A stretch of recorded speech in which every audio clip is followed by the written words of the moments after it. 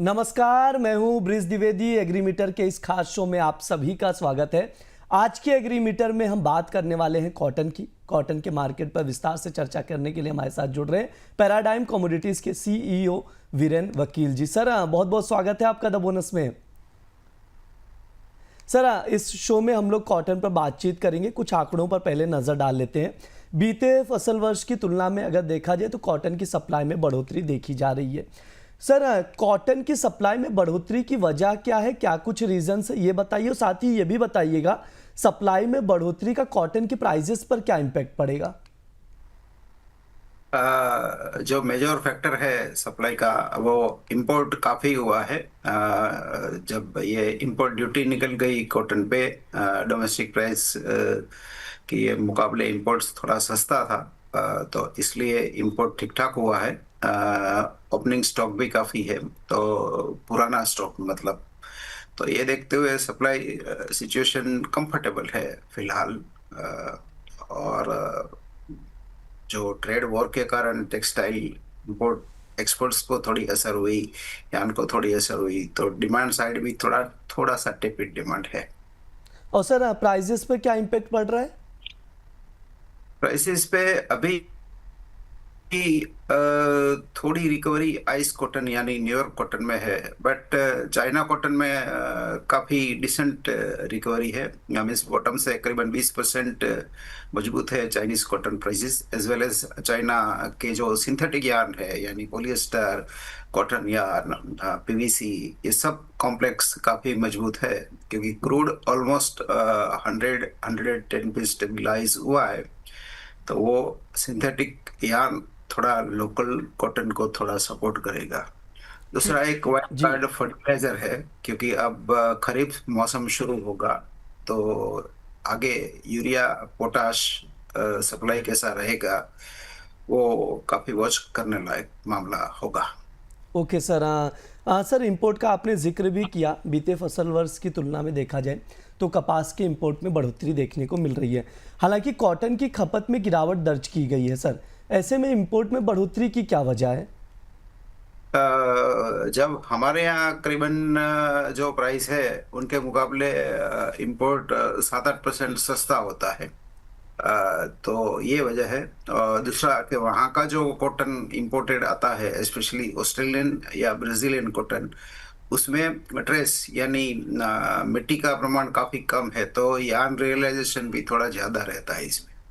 Sir, अब export पर भी बातचीत कर लेते हैं। आंकड़ों पर नजर डालते हैं। फसल वर्ष 2025-26 में फरवरी तक कपास का एक्सपोर्ट 7 लाख गांठ रहा है, जबकि पिछले फसल वर्ष में देखिए फरवरी तक 9 लाख गांठ का एक्सपोर्ट हुआ था।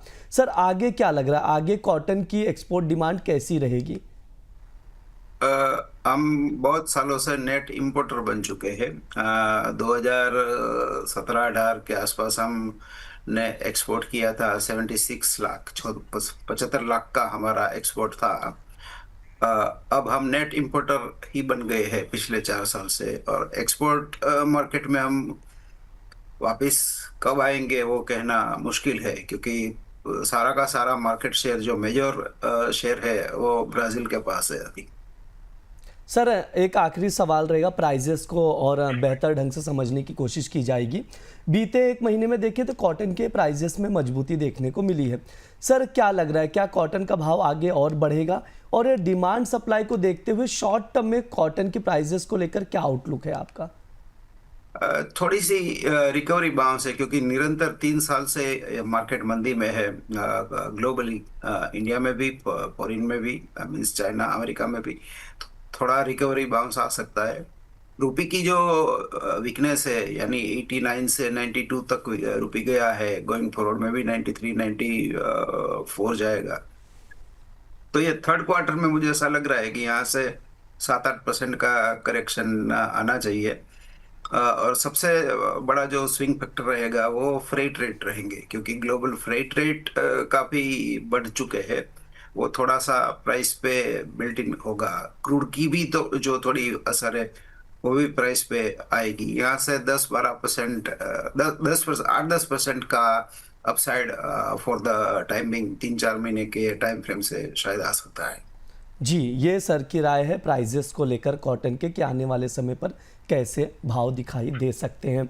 सर समय भी हो चुका है, डिस्क्लेमर दे दीजिए।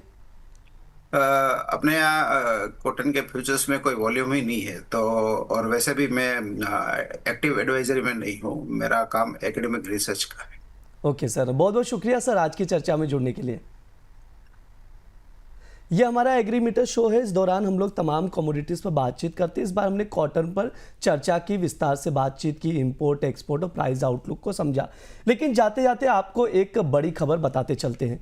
केंद्र सरकार ने गेहूं और धान की खरीद में शामिल आढ़तियों और सरकारी समितियों को मिलने वाले कमीशन में बढ़ोतरी को मंजूरी दे दी है। रबी मार्केटिंग सीजन 2026-27 से पंजाब और हरियाणा में गेहूं के लिए आढ़तियों को मिलने वाला कमीशन जो है 46 रुपये प्रति क्विंटल से बढ़ाकर 50 रुपये 75 पैसे प्रति क्विंटल हो जाएगा। जबकि राजस्थान में यह कमीशन 41 रुपये 40 पैसे से बढ़कर 45 रुपये 67 पैसे प्रति क्विंटल होगा। वहीं धान खरीद के लिए आढ़तियों का कमीशन जो है 45 रुपये 88 पैसे से बढ़कर 50 रुपये 61 पैसे क्विंटल हो जाएगा। सहकारी समितियों के लिए गेहूं की खरीद पर कमीशन जो है 27 रुपये से बढ़ाकर यहां पर 29 रुपये 69 पैसे पर प्रति क्विंटल, माफ़ कीजिएगा 29 रुपये 79 पैसे प्रति क्विंटल कर दिया जाएगा। जबकि धान के लिए ये 32 रुपये से बढ़कर 35 रुपये 30 पैसे प्रति क्विंटल हो जाएगा। तो ये खबर काफ़ी इंपॉर्टेंट थी, तो इसलिए आप लोगों को अपडेट दे दिया गया। फिलहाल के लिए शो में इतना ही। आप लोग बने रहिए द बोनस के साथ। धन्यवाद।